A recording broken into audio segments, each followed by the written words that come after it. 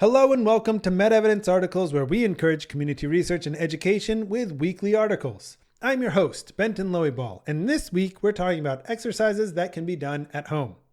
No gym, no problem. Making fitness work for you. Just about every year, this one included, I make a resolution to become totally ripped. But it rarely succeeds because the gym is too far away, too expensive, and I don't like waiting for the squat rack. This seems to be a common problem as January is the busiest time of the year at the gym. People steadily give up on their New Year's resolutions as the year drags on. Surely there's a better way. The best descriptor for exercise is that it's necessary. Physical activity is what we're built for, what our body is designed to do. Many of the health problems we have today are, in part, due to our decreasing need for, and therefore decreasing tendency to do, exercise. We don't have to regularly run from bears, climb trees for fruit, or carry water up a hill. Instead, we can just close our doors to keep the bears out, fill up a shopping cart at the local grocery store or from our couch, and turn on a water faucet, all with minimal physical effort. While this sounds good and is certainly convenient, our bodies aren't really designed to be stationary.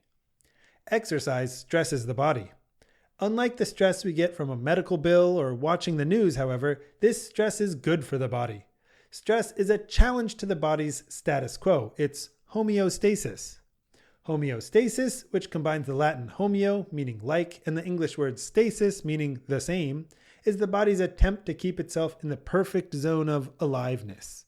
Physical activity forces the body to breathe more air, pump more blood with a faster heart rate, deliver blood faster with higher blood pressure, and burn more energy stored as fat. During exercise, the endocrine system releases hormones like testosterone and cortisol, which tell the body to work hard and increase muscle size. Contrast this with non-exercise related stress. In these stressful situations, the body still releases the hormones, but the body can't respond to them properly.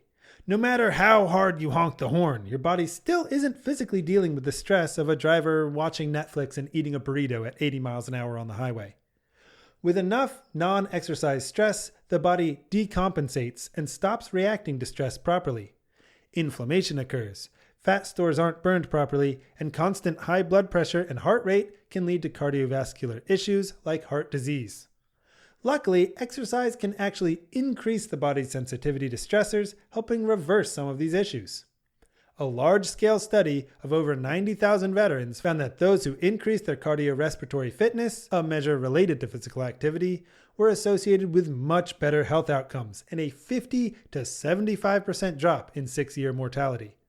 So we know that exercise is good for us, but that doesn't make it any easier to drag ourselves to the gym. One big obstacle is friction. The more steps required to do something that you don't really want to do, the easier it is to find an excuse not to do it.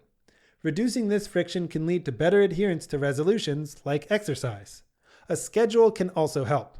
As Dr. Michael Koren says on the MedEvidence podcast, you got to get into your schedule. It just doesn't happen by itself. Consistency provides results. Certified exercise physiologist Maggie Rafata says that 150 minutes or 2.5 hours a week of walking or moderate intensity exercise is associated with health benefits, and that you should try for 20 minutes of vigorous intensity activity 3 days a week.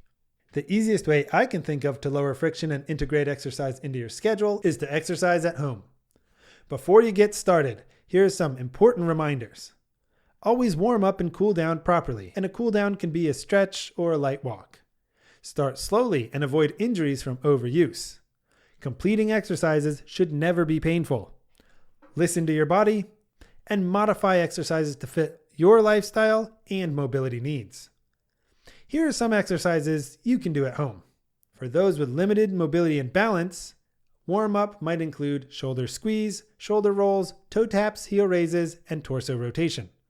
Lower body exercises include squats, lunges, glute bridge, and sit to stand. Core exercises include seated knee lifts, standing crunches, and lying abdominal contractions. Upper body exercises include wall and counter push-ups and a Pilates shoulder circuit. And for balance, a single leg balance or farmer's walk can help.